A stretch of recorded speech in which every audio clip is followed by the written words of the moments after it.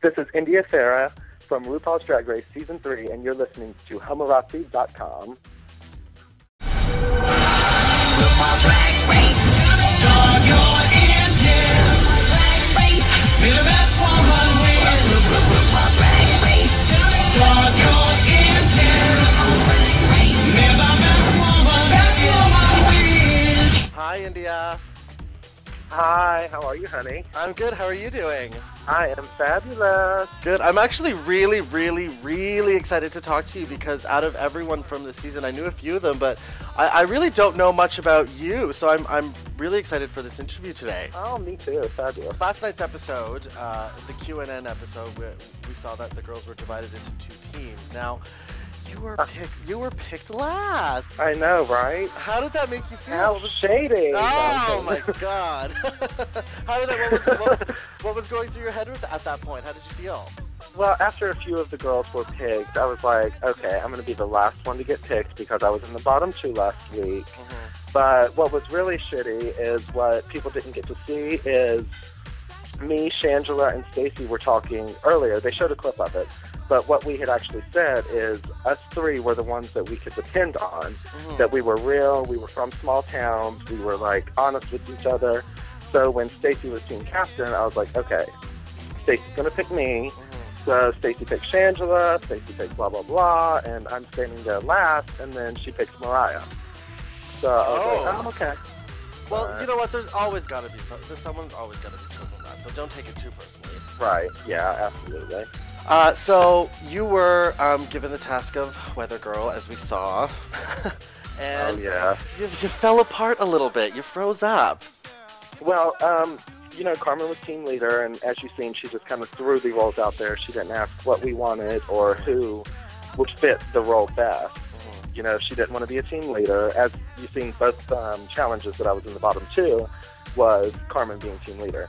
I had the option of interviewing Kristen, which they didn't show that like either, but we had talked about that, and I was thinking, well, let me be a weather girl because, you know, I can read from a teleprompter and everything, but come to find out, you have no teleprompter as weather girl. You just have to come with shit off the top of your head. You've got 3 cue cards. They're all to the sides of the set, so I couldn't really see, and then there's this little 14-inch monitor that you're trying to see, like, where you're at on the map and everything. It was absolutely horrible, so I was just, like, too worked up. I think I psyched myself out a lot, like, trying to prepare for it. I was like, what am I going to talk about? Like, they give you the category. But I was like, what am I going to talk about? This damn gay rainbow, all of this. And, you know, I didn't think Jara's Weather Girl was that, you know, good either because you couldn't understand a word she was saying. Do you have more respect for real-life weather people after doing that last night? Oh, yes, absolutely, because, you know, Debbie Matenopoulos was on set, and she said, you know, you got stuck with one of the hardest jobs possible. Now, if you were given the other role of interviewing Kristen, do you think you would have the outcome would have been a bit different? Yes, I think the outcome would have been a lot different. I think I would have interviewed her a lot better. Not better than Manila, but, you know, Mariah interviewing Kristen was a complete mess to me. I think she disrespected Kristen with the whole, were you born a, like, logical female, biological female? Yeah. You know, Manila interviewing Kristen, everyone thought that it would be offensive, but I thought it was funny. I thought she pulled it off really well. See, that was one of the biggest things from last night. I mean, me personally, I thought it was one of the funniest things I've ever seen on this season so far. Yeah. And I think now, I mean, you say it was hilarious. Now, do you think Shangela kind of went overboard with it being offensive? I mean, Manila is Asian, and it's a joke. You're a drag queen. You're essentially an exaggerated clown, right? Yeah, exactly. We're in a complete character. Like, we are men who put on... correct me if I'm wrong, but I think you are pretty much the one that's the most painted, correct? I mean, it's a toss-up between you and Alexis.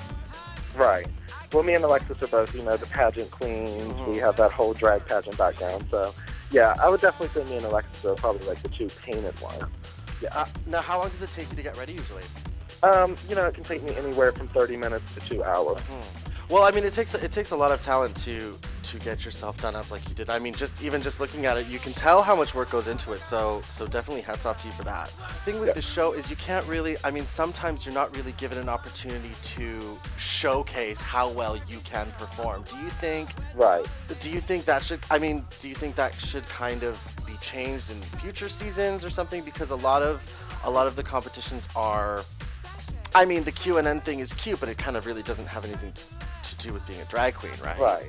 So do you I think... agree completely. It has nothing to do with talent or, like, you know, your ability to perform. I think they need to change that in the upcoming season. I want to talk a little bit about Mimi picking you up last week.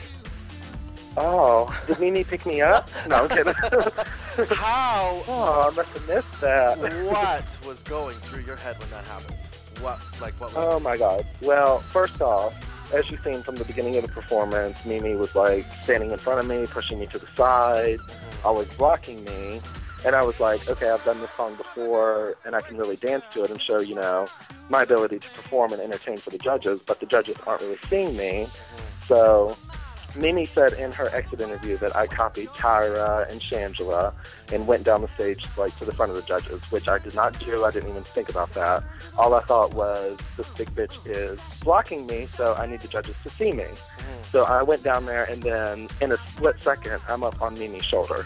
Right. And I'm thinking, what the fuck just happened? Yeah. Like, it was complete foolish, and, you know, I think it just goes to show that she had no confidence in herself, that she was threatened, she was worried, and, you know, these girls get crazy during this lip sync performance.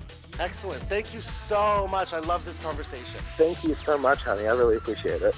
And don't forget to catch Season 3 of RuPaul's Drag Race every Monday night. If you're in the States, catch it on Logo, and if you're in Canada, catch it on Out TV. Check your local listings for airtime. And we are watching it every Monday night here in Vancouver at The Helm. Doors at 6 p.m., showtime 7 p.m. And don't forget about the RuPaul's Drag Race fantasy game on outtv.ca.